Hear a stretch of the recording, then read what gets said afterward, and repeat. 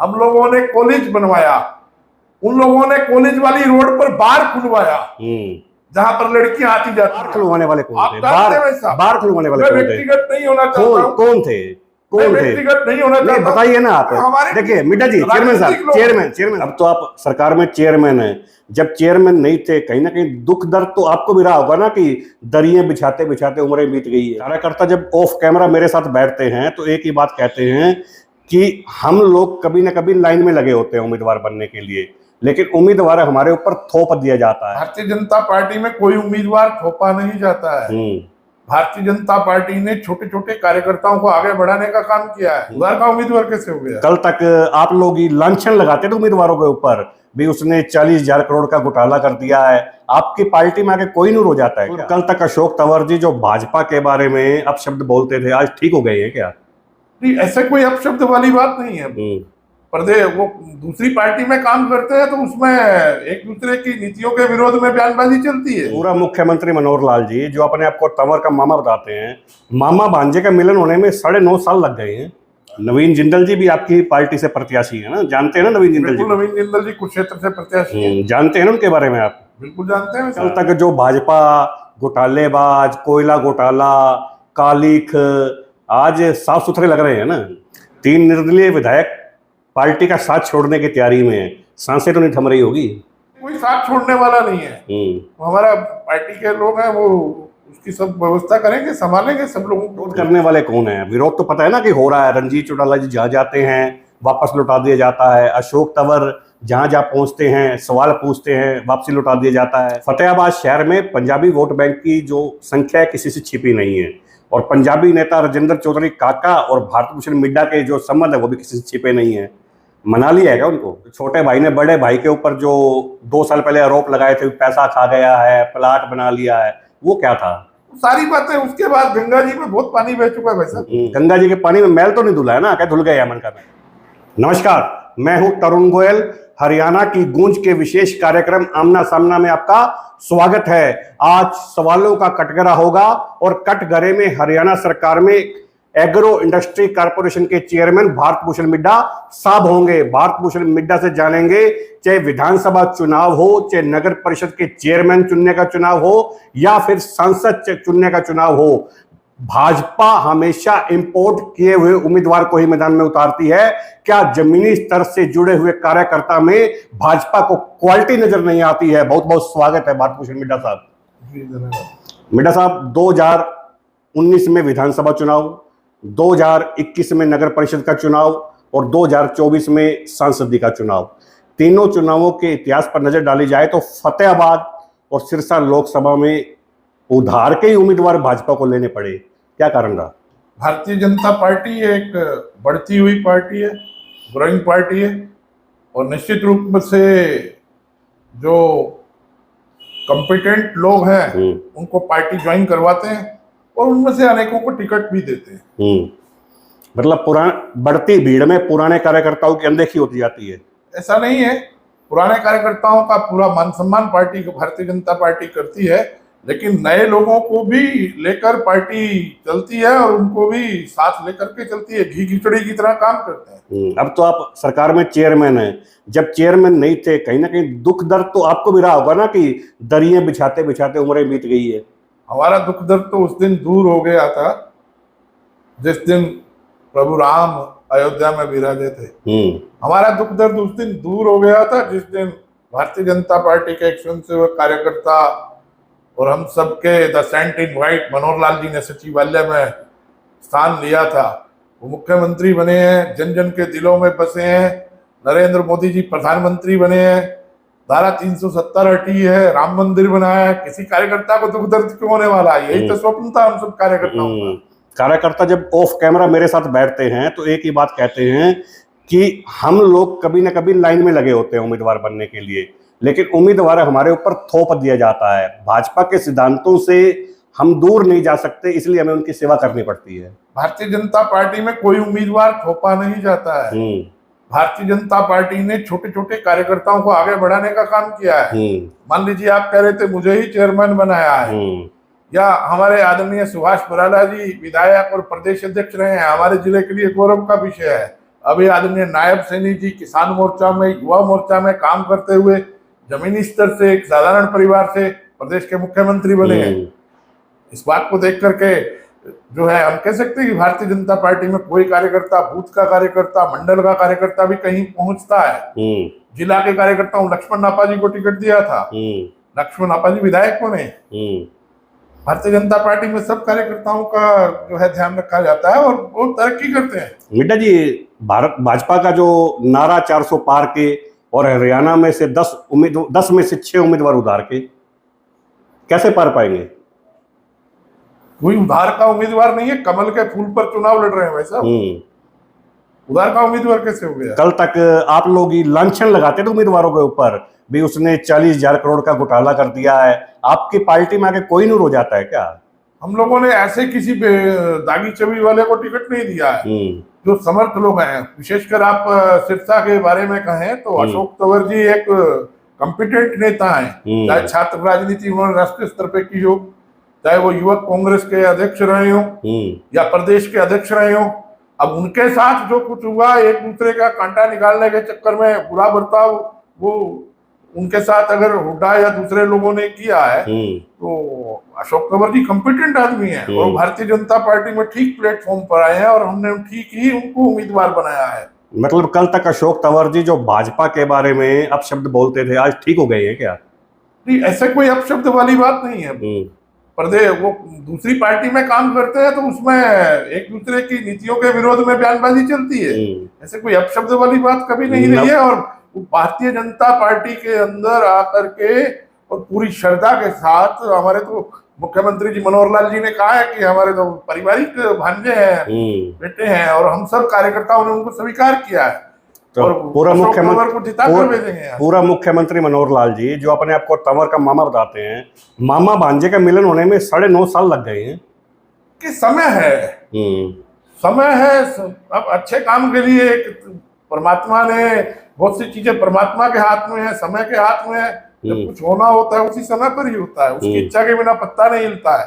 लेकिन अशोक तंवर जी अब हमारे प्रत्याशी हैं, स्ट्रॉन्ग प्रत्याशी हैं और प्रत्येक भारतीय जनता पार्टी का कार्यकर्ता उनको जिताने के लिए काम कर रहा है। नवीन जिंदल जी भी आपकी पार्टी से प्रत्याशी है ना, जानते हैं ना नवीन जिंदल जी? नवीन जिंदल जी कुरुक्षेत्र से प्रत्याशी हैं। जानते हैं ना उनके बारे में आप? बिल्कुल जानते हैं। हाँ, तो मतलब कल तक जो भाजपा घोटालेबाज, कोयला घोटाला, कालीख, आज साफ सुथरे लग रहे हैं ना। भारतीय जनता पार्टी ने जब कोयला घोटाला या वो विषय जब यूपीए सरकार के समय में हुआ था, उसके पूरे बारे में पूरी एक पुस्तिका छापी थी और उसके बारे में जांच में अनेक लोग जेल में, अनेक लोग बेल में हैं। अब उसमें से मान लीजिए कोई साफ निकल करके है तो वो न्यायालय का काम है रिपोर्टिंग करना और करना। नवीन जिंदल जी बहुत अच्छे प्रत्याशी हैं, हमारे क्षेत्र में विजय हासिल करेंगे। 3 निर्दलीय विधायक पार्टी का साथ छोड़ने की तैयारी में है, सांसें तो नहीं थम रही होगी? ऐसे कोई साथ छोड़ने वाला नहीं है। हमारा पार्टी के लोग हैं, वो उसकी सब व्यवस्था करेंगे, संभालेंगे सब लोगों को। जो है ऐसा कोई छोड़ के जाने वाला नहीं है। ये समय दूसरी पार्टी के लोगों का भारतीय जनता पार्टी को ज्वाइन करने का है, भारतीय जनता पार्टी में आने का है। अब कोई छोड़कर नहीं जाने वाला है। मिड्डा जी, जब मैं आज आपको अपने स्टूडियो में लाने से पहले लोगों से बातचीत कर रहा था, लोगों को कहना था कि 2019 में शहर में एक बंटू भैया नामक पोस्टर जो लगे हुए थे, जब उन्होंने गौर से जाकर देखा तो वो भारत भूषण मिड्डा की तस्वीर थी। भारत भूषण मिड्डा से एकदम से बंटू भैया कैसे हुआ ये? मेरा निकनेम है, परिवार के लोग, मेरे बचपन के दोस्त वो बंटू के नाम से जानते हैं। परिवार में छोटे नाम रखते हैं, सब हमारी परंपरा है, घरों में छोटा नाम रखते ही है, टिंटू, पिंटू। हमारा नाम घर वालों ने, परिवार के लोगों ने बंटू रखा हुआ तो घर में बंटू बोलते हैं। वैसे मतलब बंटू नाम कभी घर से बाहर निकला नहीं है। 2019 में ऐसा क्या हुआ कि पोस्टरों में चस्पा हो गया? ऐसा नहीं है, परिवार के अंदर सब लोग या दोस्त मित्र है मुझे उसी नाम से ही बुलाते आए हैं, बचपन से ही बुलाते आए हैं। बेटा, 2019 में विधानसभा चुनावों में आप टिकट के प्रबल दावेदार थे। वर्तमान विधायक चौधरी दुर्राराम जी कांग्रेस से पार्टी में आते हैं, टिकट भी ले आते हैं, बाद में आपको जय जयकार करने में दिक्कत तो हुई होगी ना? भारतीय जनता पार्टी के लिए काम करते हैं, मेरा नाम किसी स्थान पर कोई होगा विचार में और उसके बाद पार्टी ने जो निर्णय किया सोच समझ के किया, वो विधायक बने। दिल तो पार्टी का निर्णय हो जाता है तो वो सबका निर्णय होता है। दिल तो दुखा होगा ना? नहीं नहीं, दिल दुखने वाली ऐसी कोई बात नहीं है। दिल क्यों दुखेगा? पार्टी में हम बहुत सी चीजें करते हैं, बहुत से काम करते हैं, अपनी बात रख रहे हैं, लेकिन जब एक बार नेतृत्व कोई निर्णय करता है, सब उसको स्वीकार करते हैं, मन से स्वीकार करते हैं। वैसा जिला कार्यकारिणी से संबंध कैसे हैं आपके? बहुत अच्छे हैं। जिला कार्यकारिणी से संबंध का, मैं खुद जिला अध्यक्ष रहा हूँ। भाजपा के कुछ नेता कहते हैं कि जो काम वेद फुल्ला जो अध्यक्ष थे उन्होंने भाजपा को ताकत देने का किया, उसके बाद से भारत भूषण मिड्डा पार्टी के लिए कुछ विशेष कर नहीं रहे हैं। कितनी सच्चाई मान रहे हैं आप लोग? बीज फूला जी ने जिला अध्यक्ष रहे हैं। मैं मेरे टर्म में जब जिला अध्यक्ष था, बीज फूला जी सदस्यता के प्रमुख थे, उन्होंने अच्छा काम किया। सुभाष पराला जी प्रदेश अध्यक्ष थे। हम लोगों ने 35 लाख की प्राथमिक सदस्यता उस समय की थी। फतेहाबाद जिला में भी हम लोगों ने 1.5 लाख से अधिक सदस्य बनाए थे उस समय। चाहे नगर परिषद हो, जिला परिषद के चुनाव हो, मार्केट कमेटी में, सब लोग काम पार्टी एक साथ मिलके करती है। सबका अपना अपना टर्म है। मैंने अपने टर्म में काम किया है।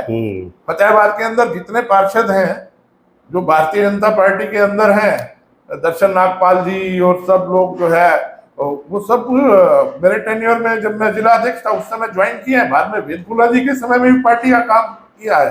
सब लोगों ने काम किया है। भारतीय जनता पार्टी का संगठन 24/7/365 चलता है। आजकल तो आपका कद बड़ा हो गया है ना, आप पूरे हरियाणा की राजनीति देखते हैं, स्थानीय राजनीति को समय नहीं दे पाते होंगे? नहीं, ऐसा नहीं है। स्थानीय फतेहाबाद मेरा घर है। मैं भारतीय जनता पार्टी की विस्तारक योजना का काम देखता हूँ, तो 90 विधानसभा का काम देखता हूँ, लोकसभा क्षेत्र का भी काम देखता हूँ, तो उसमें जो भी मेरी भूमिका है उसका निर्वहन करता हूँ। चेयरमैन है, आप हरियाणा का प्रतिनिधित्व करते हैं। 25 मई को चुनाव है, उम्मीदवारों की स्थिति कैसी है? बहुत अच्छी स्थिति है। हम हरियाणा में 10 के 10 और चंडीगढ़ सहित कहें तो 11 के 11 सीटों पर कमल खिलने वाला है। विरोध करने वाले कौन है? विरोध तो पता है ना कि हो रहा है। रणजीत चौटाला जी जहां जाते हैं वापस लौटा दिया जाता है। अशोक तंवर जहां जहां पहुंचते हैं सवाल पूछते हैं, वापसी लौटा दिया जाता है। नवीन जिंदल से तो यहां तक बोल दिया गया कि आपके ऊपर जो पार्टी दाग लगा रही थी आप उसी में शामिल हो गए हैं। इस विरोध के बीच कहां जीत दर्ज कर पाएंगे आप लोग? देखिए, चुनाव एक सार्वजनिक उत्सव है। इसमें सबको अपनी बात कहने का अधिकार है और कर्तव्य भी है दूसरे की बात सुनने का।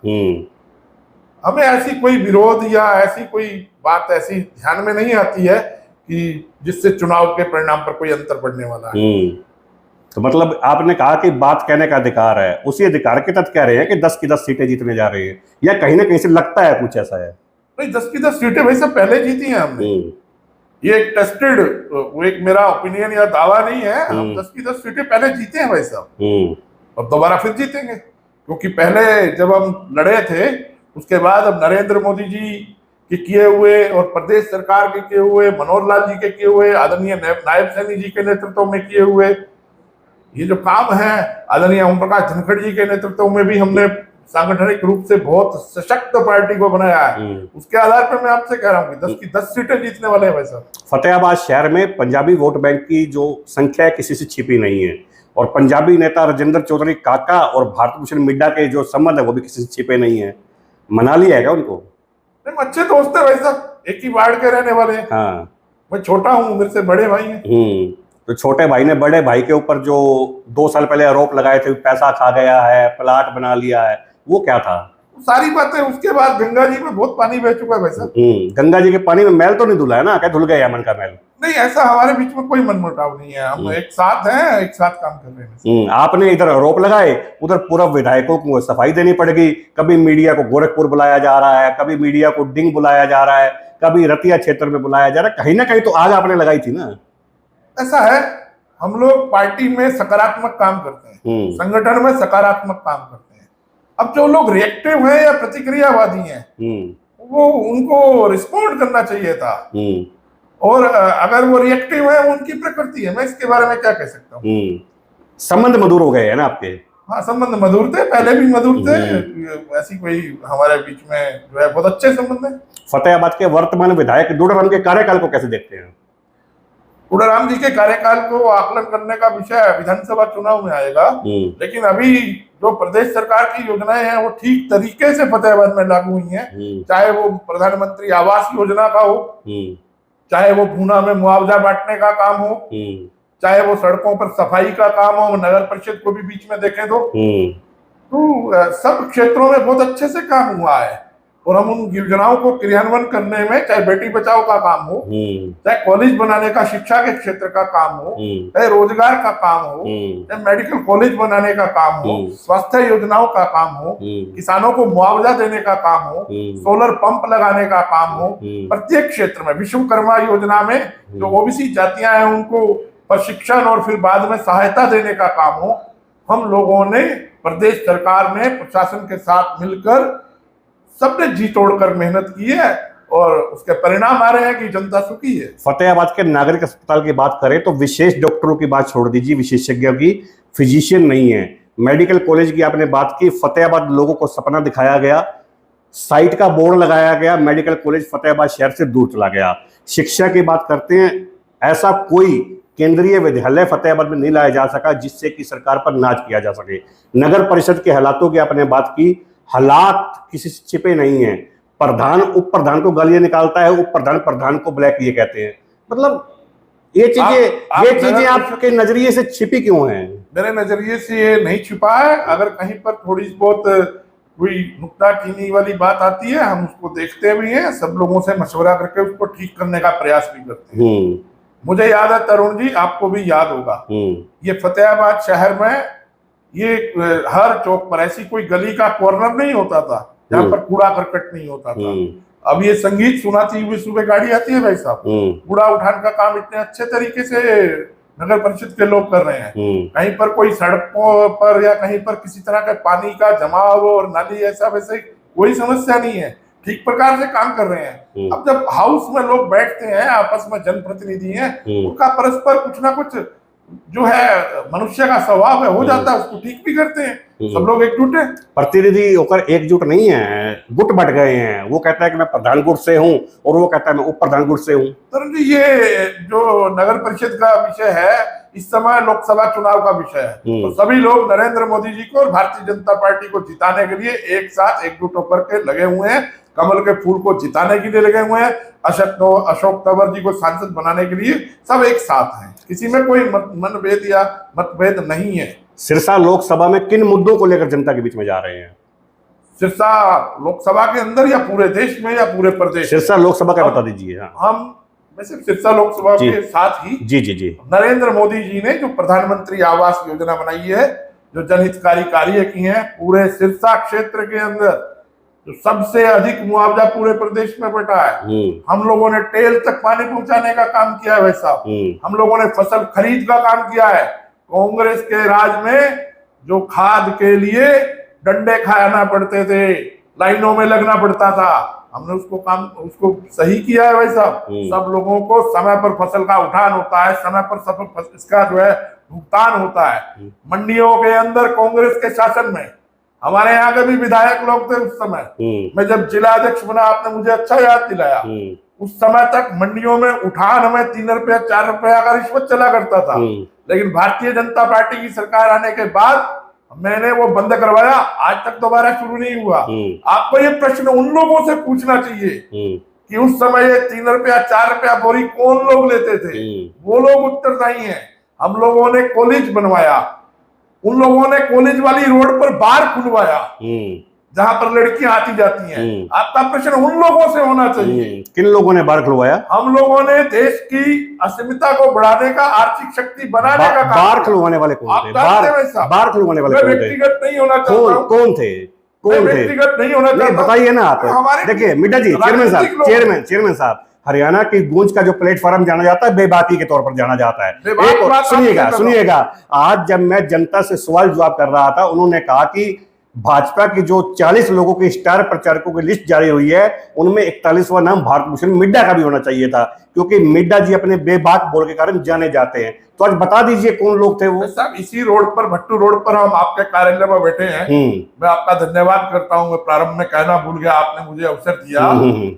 भारतीय जनता पार्टी की गठबंधन सरकार में हमारे स्वर्गीय पूजनीय हरमिंदर सिंह जी जब मंत्री थे, रामविलास की एजुकेशन मिनिस्ट्री थे, यहाँ पर गर्ल्स कॉलेज की स्थापना हुई थी। बाद में वो गर्ल्स कॉलेज भट्टू रोड पर बना। बहनों का, लड़कियों का यहाँ से आना जाना है। यहाँ पर किस पॉलिटिकल नेता ने बार खुलवाया था उसके रास्ते में? अब इसके लिए अब इतना ज्यादा मेरे मुंह में कोई बात मत डालिए। कि भाई फिर वो व्यक्तिगत हो जाता है मामला और फिर जो है ठीक नहीं है। किसने वो खुलवाया जानते हैं पूरे देश के अंदर। मैं आपसे एक बात और कहता हूँ, फतेहाबाद में कुछ आर्थिक अनियमितताओं की बातें हुई हैं, कुछ लोग कमेटी में पैसा लूट करके इन्वेस्टर्स का पैसा लेकर के चले गए, या जिस भी तरह से वो कमेटी चलाना भी गलत है, डालना भी गलत है, लेकिन इस तरह की घटनाएं हुई हैं। लेकिन जो निवेशकों का नुकसान यहाँ के कांग्रेस के लोगों ने किया है, एसबीआई बैंक के सामने धरना देकर, एलआईसी के सामने आंदोलन करके, अरे अडानी और उनको गालियां निकालते निकालते निवेशकों को डराने का काम किया है। और वो कहाँ गए हैं उनके आरोप, जो लोग एसबीआई पे धरना देके बैठे थे, एसबीआई का स्टॉक कहाँ गया भाई साहब, जिन लोगों को इन्होंने डराया? एलआईसी का स्टॉक कहाँ गया भाई साहब, अडानी का स्टॉक कहाँ गया? ये फतेहाबाद के लोगों का नुकसान कमेटी खाकर भागने वाले लोग हैं, उनसे भी ज्यादा ये कांग्रेस के धरना देने वाले लोगों ने, जिनकी आदत है हर प्रोग्रेसिव काम के अंदर धरना प्रदर्शन अड़ंगा करते हैं। बुजुर्गों को पेंशन घर में मिल रही है, जब हमने ये योजना लागू की तब धरना दे रहे थे। पढ़ी लिखी पंचायतें अच्छा काम कर रही हैं, ये उसके खिलाफ थे। ये एसबीआई और एलआईसी के बारे में धरना देने के खिलाफ थे। ये हिंडनबर्ग को लेकर के अडानी के स्टॉक्स के खिलाफ थे।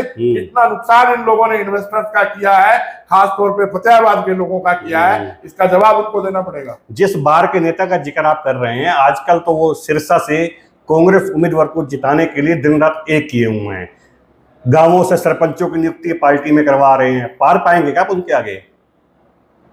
उनके पास संगठन में कुछ है ही नहीं, ब्लॉक और जिला अध्यक्ष नहीं बना पाए हैं।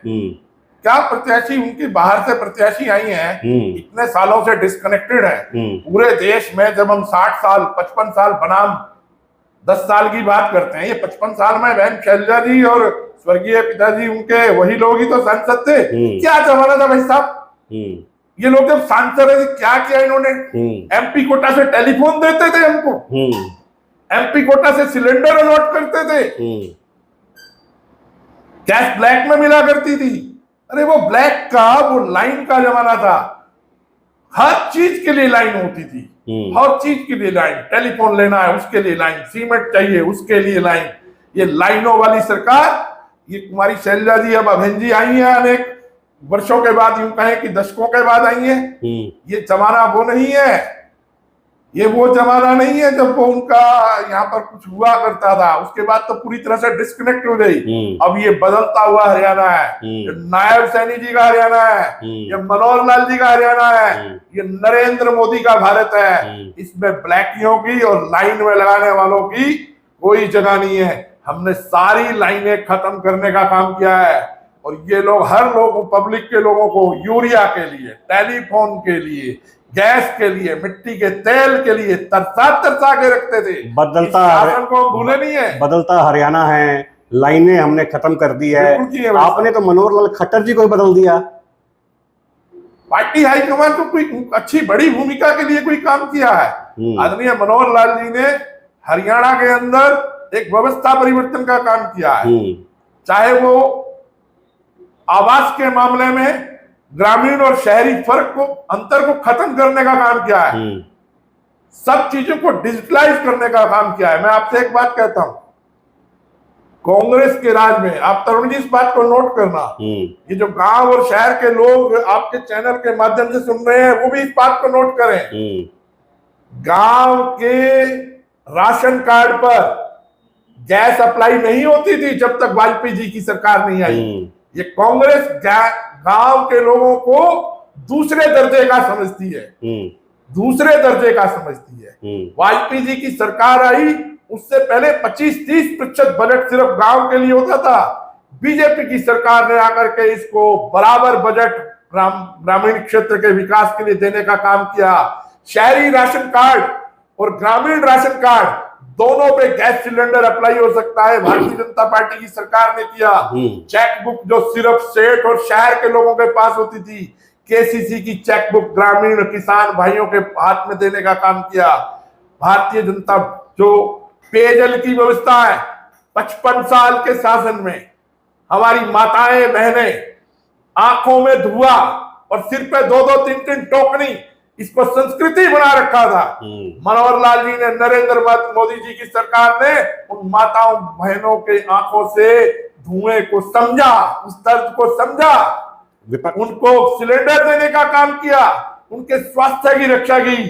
अरे पूरा दिन तरुण जी, कभी 1 घंटा हमको रुकना पड़ जाए ना, पुरुषों को 1 घंटा अगर अपनी नेचुरल कॉल को हमें रोकना पड़ जाए, पूरा पूरा दिन हमारी माताएं बहनें शौचालय के अभाव में अंधेरा होने का इंतजार करती थी। उनको इज्जत कर देने का काम भी भारतीय जनता पार्टी ने किया।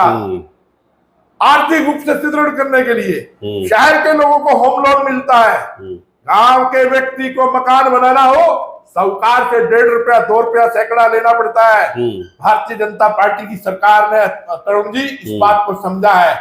गांव के मकानों की रजिस्ट्री बनाने का काम किया है। That paves the way to the home loans. ये क्रांतिकारी कदम होगा। रजिस्ट्री ना होने की वजह से गांव के मकान के लिए होम लोन नहीं मिलता, शहर के मकान पे मिलता है। 8% पे होम लोन मिलता है। गांव के आदमी को 15%, 18% साहूकार से उठाना पड़ता है। भारतीय जनता पार्टी की मनोहर लाल सरकार ने पूरे रेवेन्यू रिकॉर्ड का भू स्वामित्व उनका कार्ड बनाकर रजिस्ट्री देने का काम किया है। It will pave the home loan facility for rural areas also. विपक्षी पार्टियों को कहना है कि पूर्व में मुख्यमंत्री रहे मनोहर लाल खट्टर जो भ्रष्टाचार मुक्त शासन का दावा करते थे, जबकि उनके कार्यकाल में तो सबसे ज्यादा भ्रष्टाचार हुआ है। अफसरों को खुलेआम छोड़ दिया गया लोगों को लूटने के लिए। माननीय मनोहर लाल जी एक बात कहते हैं कि मनुष्य से गलती हो सकती है, भाई कंप्यूटर गलती नहीं करता है। हमने सारी चीजों को ऑनलाइन करने का काम किया है, टेंडर को ऑनलाइन करने का काम किया है। कैसे करप्शन हो सकता है भाई साहब? हर एक चीज के लिए 350 से ज्यादा सेवाओं को ऑनलाइन करके हमने सरल करके और उसका टाइम फिक्स किया है सिटीजन राइट्स चार्टर में। ये लोग कर सकते थे। इनके यहाँ तो कोई योजना बनती थी और वो उसका कोई टाइम लिमिट ही नहीं था। अब प्रत्येक काम के लिए, चाहे वो पब्लिक हेल्थ में, भाई साहब आपका अगर किसी व्यक्ति का अगर सीवर खराब है, लीकेज है, तो कंप्लेंट ऑनलाइन दर्ज करने के बाद 112 पे फोन करने के बाद किसी इमरजेंसी की स्थिति में सब टाइम बाउंड चार्टर हमने सिटीजन चार्टर बनाया है कि इतनी देर के अंदर आपके यहाँ वो सेवा उनको करनी पड़ेगी, उस फाइल का निपटान करना पड़ेगा। और भ्रष्टाचार की बात करते हैं, ये लोग तो बेल पे हैं, ये तो बेल खेल रहे हैं। ये घोटालों की एक भी घोटाला हरियाणा सरकार में या केंद्र की सरकार में नहीं हुआ।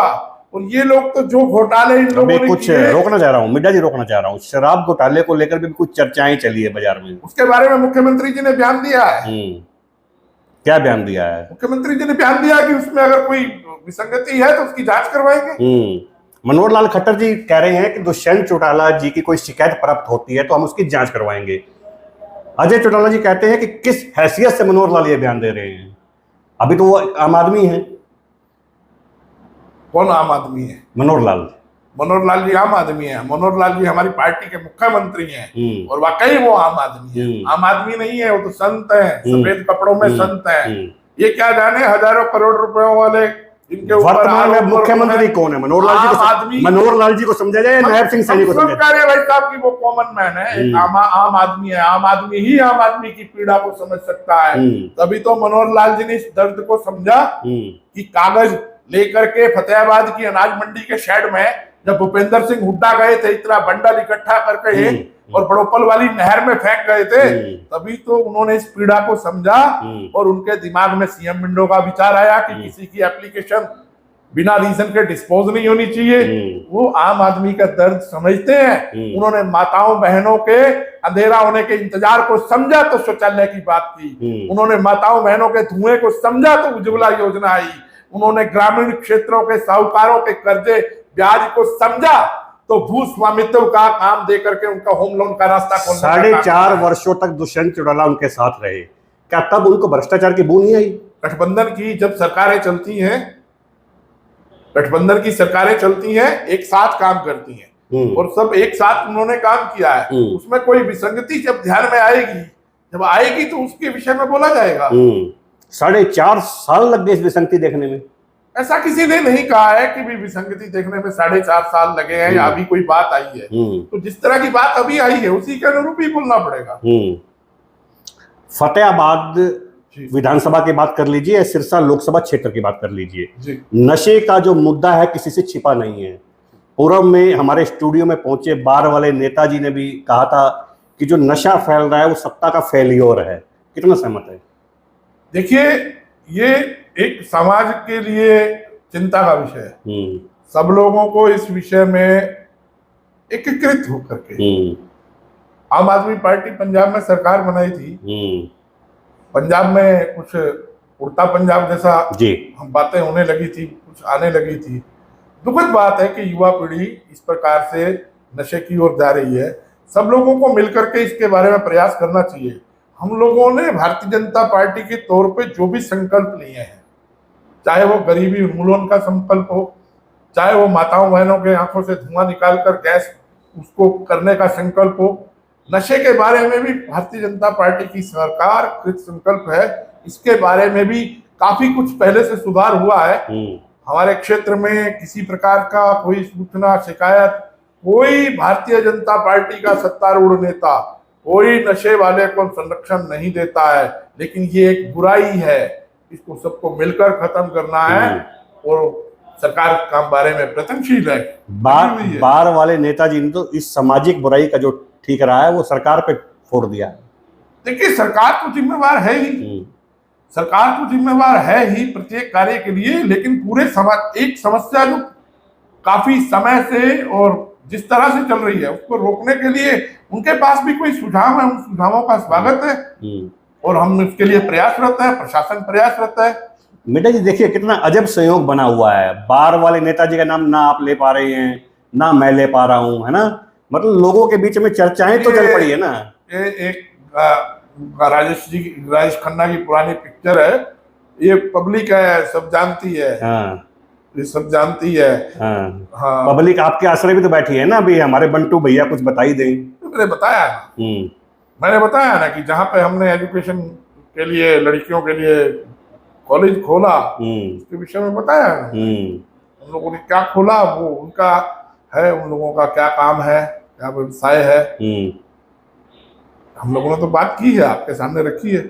सट्टेबाजी का जिक्र भी उन नेता ने यहाँ किया था कि सत्ता में बैठे लोग ही सट्टे को है बढ़ावा दे रहे हैं। अब आप जिन लोगों का नाम बार या और चीज में लगाते हैं, उन लोगों का जो है ना डायरेक्ट फैमिली रिलेशन के जो लोग हैं वही लोग ये काम करते हैं। कौन नहीं जानता है?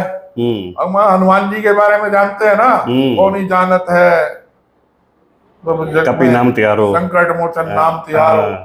कौन ही जानत है कि ये जो लोग आरोप लगा रहे हैं उनके परिवार के लोग क्या क्या और कैसे कैसे काम में संलग्न है, बार के काम में संलग्न है या और किसी काम में संलग्न है, सब ये पब्लिक है, सब जानती है। लगातार आपके उम्मीदवार अशोक तंवर के बीच में रोड़ा बनने का काम भी कर रहे हैं नेताजी। किस बारे में? चुनावों में लगातार कांग्रेस प्रत्याशी को है मजबूत कर रहे हैं। ऐसा है, ये एक लंबी प्रक्रिया है राजनीति की। ये एक हारा हुआ चुनाव कांग्रेस के लोग लड़ रहे हैं।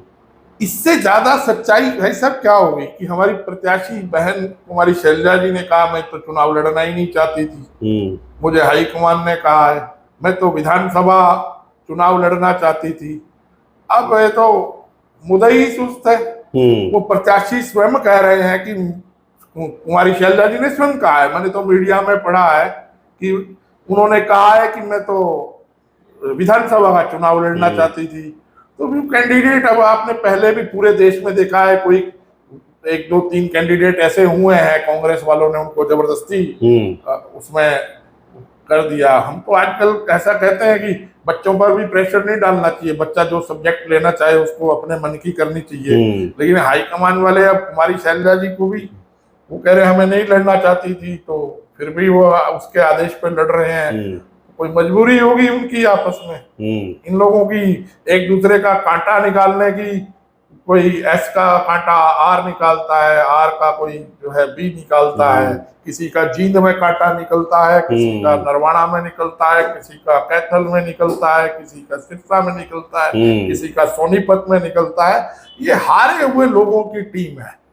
और वो जिनको आप कह रहे कि कोई उनके सहारे, किसके सहारे?